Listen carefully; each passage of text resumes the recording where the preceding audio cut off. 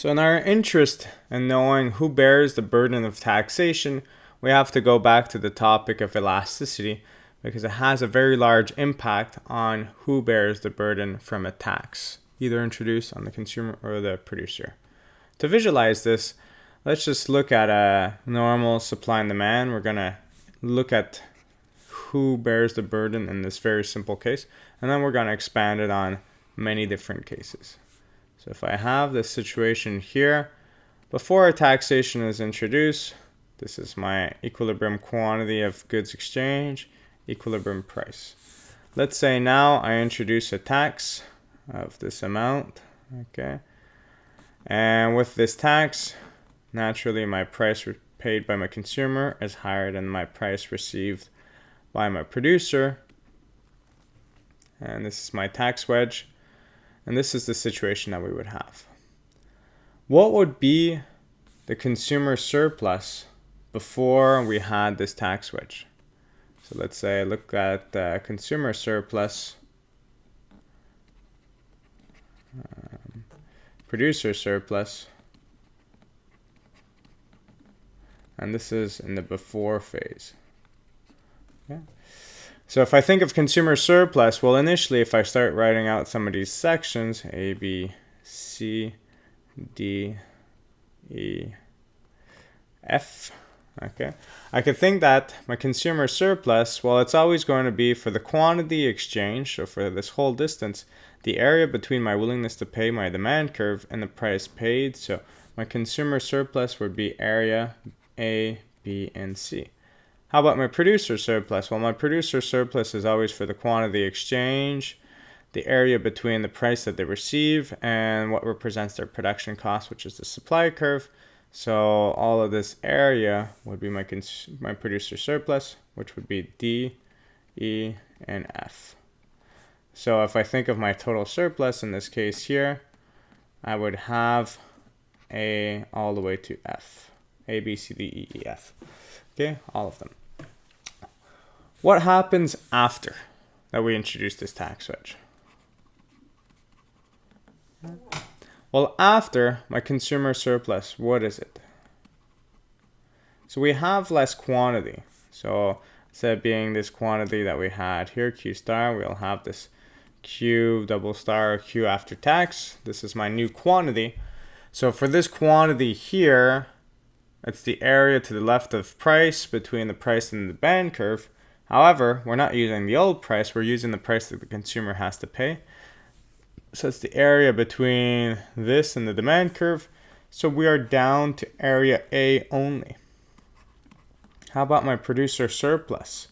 Is it like when we had price controls that they gain a lot more? Well, no. For them as well, the quantity has been restricted, but the price that they receive is this amount. It's not PC. So between the price that they receive and their production costs, we only have area F. Does that mean that B, D, C, and E are all deadweight loss? No. In previous slideshow, I said that it was only this lower area here that was my deadweight loss. So what is area B and D? Well, area B and D is my tax revenue. B and D is my tax revenue. Why do I say it's my tax revenue? Well, this is my per unit tax times the quantity of goods that have been exchanged. So let's say it's $1 times 100 units. Well, this $100 is the tax revenue that has been collected. But if I think of this tax revenue, I could think that my consumer tax burden would be whatever of this tax revenue that is paid by the consumer surplus that has been lost. So in this case here, my consumer tax burden would be area B, and my producer tax burden would be D. Here they're roughly the same. Just the way I've drawn them, the consumer tax burden might be a little bit larger, but they're roughly the same. So it's the burden is shared roughly equally. The consumers are paying more than before, so they're losing some consumer surplus. The producers are receiving less than before, so they're losing producer surplus. So they're both, in a certain way, paying into this tax revenue. However, this area here no longer exists because these units are no longer sold. So this would be our deadweight loss. So because I had A to F, A, B, C, D, E, F as my total surplus before, and now tax revenue is part of this total surplus, but I only have A, B, D, and F. I've lost C and E is my deadweight loss. Okay? So this is for just a standard example. Now let's try to see what happens if I have demand curves that are either very steep or very flat, very inelastic or elastic. And we'll go through a quicker version of this analysis again. All right, so let's look at this. I could have them side by side, or if you remember how we've just done this other one, you could just remember it. So let's say I have this very steep demand curve, okay, and I'll have a standard supply curve, or I could have a very flat demand curve, and here a standard supply curve. Okay. This is my original scenario, so I'm just gonna kind of set it up. And now, what I want you to think for a second here is, what would characterize, what kind of goods could be seen as having a very steep demand curve, and what kind of goods could have a very flat demand curve? So if we think back to elasticity, one of the things that made goods more elastic or less elastic or inelastic is this idea of availability of substitutes. So between these two here, which one do you think there's more substitutes available? Well, in this situation here, if the price changes just a little bit, like if it goes from here to this price here, I've gone to selling a lot of units to nothing at all. Therefore, it's probably because there's a lot of substitutes available. So here I have lots of substitutes available. So try to think of a good that fits that definition. Whereas here, even if the price goes up to this amount here, the demand barely changes, so we would say that there's few substitutes available. So here are few substitutes available. I could think of gasoline, and here lots of substitutes available. It's not very likely going to happen, but if we're thinking of a specific brand of a specific product, so let's say this brand of yogurt harms the forest as it's producing its yogurt or something else, well, we could say that we instaure a tax on, let's say, Danone yogurt. Okay, so it's not all yogurt, so it's not as if there was not many substitutes available. If this one gets taxed heavily, people could just go to other brands of yogurt. Okay, you could think of other examples though. So we have this situation here. Let's introduce a tax wedge and see what happens. So I introduce a tax wedge of this amount here. Okay, and over here I'll do the same size, roughly. So this distance here is roughly the same as this. This might be a little bit more. I could go kind of back a little bit. Maybe over here instead. Okay, so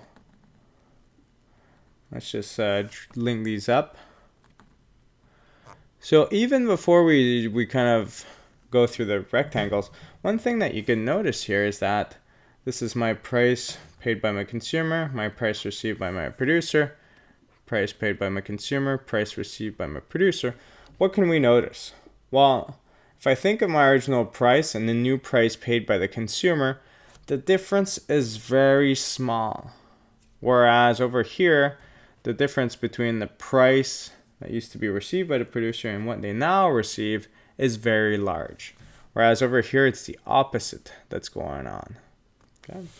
So here I have a large difference in price, and here a very small difference in price. And here's the opposite.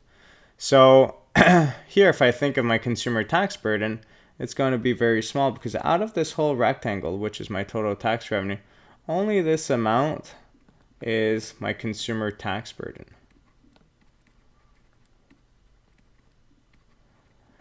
Whereas on the other side over here, my consumer tax burden in terms of this whole rectangle is just everything except this little bit. So it's most of it. So the consumer tax burden here is very large. And if I were to think about, let's say the tax burden on the producer, well, it would be this small amount here would be my producer tax burden. And over here, I'd have a much larger one, which would be my producer tax burden. Okay, so now that we've kind of looked at the theoretical details, why is this the case? Well, we have a situation, and as I mentioned before, and I'll highlight this again here, we have a situation where consumers or producers get imposed a tax. And I said it doesn't matter whether the tax is imposed on the consumer or the producer initially. Here, if we think of, let's say, Danone yogurt, and we say that this tax is imposed on the producer because they're the ones creating harm to the environment, so it's imposed on the producer here. And some people would say, well, if it's imposed on the producer, they're just going to pass on all of this extra cost to the consumer. Okay?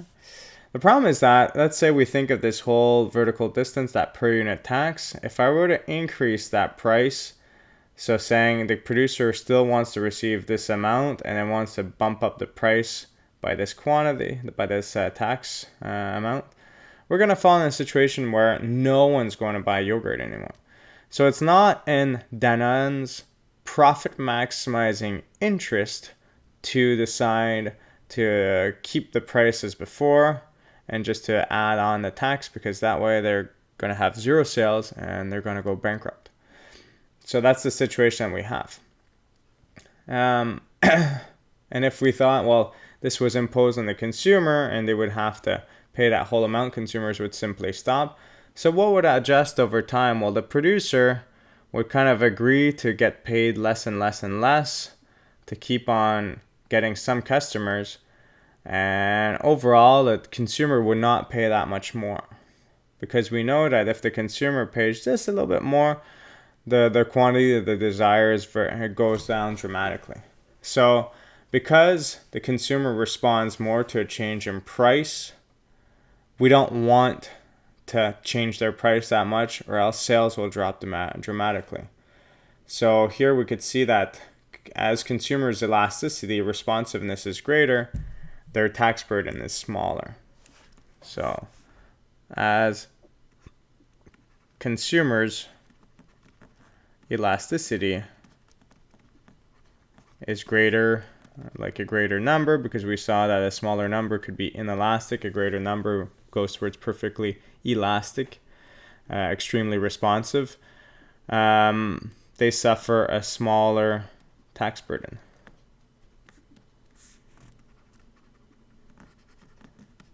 Okay, let's analyze the other case here, and then we'll kind of understand how this all works. So here, on the other hand, the consumer saw its price increase dramatically. And the reason for this is that if this tax was imposed on the producer, and they know that these consumers have very few of substitutes available, practically none, well, they have a situation that if they increase the price, they're simply going to pay for that higher price. And therefore, we're going to be in a situation where it's going to be the consumers that take most of the hit. For sure, the producers might receive less after we introduce an extra 20 cents of tax on gasoline or something else, but they'll still receive a very large amount. Most of what's going to be paid here is by the consumer. And why is it the situation here that we have this bigger gap? Is that in this situation here, consumers are desperate. Okay, this is their only option, almost only option. So in this situation here, they can't simply say, well, if you increase the price, we're going to stop consuming your product. This is not true, and the producers know this. Therefore, we're going to be in a situation where the consumers are more desperate, so they're the ones that are going to get hit by the tax the most. Okay? So if we think of two different products, if you're thinking of clothing, sports equipment, or anything else, try to think if a tax is introduced on these products, if the consumer has a lot of options, lots of different options available or not. And if the consumer has a lot of options available, you might have a situation where in the end it's really going to be the producer that takes the hit. So if you think of, let's say, bicycles or something else, and they're produced in another country, and we start adopting protectionist measures on bicycles coming from China or something else, well, all of a sudden, you have a situation where the price of these goods have gone up. Of course, there's no substitutes to bicycles, but if the price of bicycles goes up dramatically, some people will just simply go to other sports. They might bicycle less, run more, or just not upgrade their bicycles as often.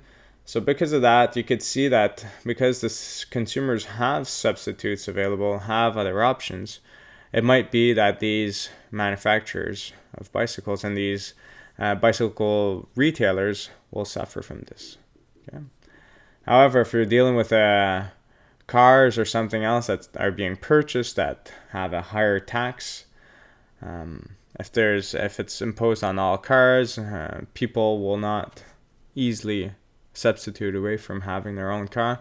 So in that situation there, it's probably going to be the consumer that's going to be hit the most because it has fewer options. So it all depends. Here it all depends who is more responsive to a change in price. This analysis could also be done from the supplier perspective by having a normal demand curve and looking at who suffers more, if it's more responsive or less. And the conclusion will be the same. If the supplier is very responsive, it's going to have a small tax burden. But if it's very unresponsive, it's going to have a very large tax burden. And if I look just at the unresponsive case, so let's say I have a very vertical supply curve and I introduce this tax wedge. Well, I could see here, this is my normal price. I could see that the price received by the producer is going to be the one that's going to get hurt the most. So if the supplier has not many options, so if you're a strawberry farmer or something else and the price of strawberries goes down dramatically this year, well, unless you decide to make jam or something else, your options are very limited. You have a fixed supply. Your supply is relatively inelastic. So in that situation there, you're probably going to be the one that suffers the most from this tax or something else that is introduced on strawberries for some reason. So this is what happens here.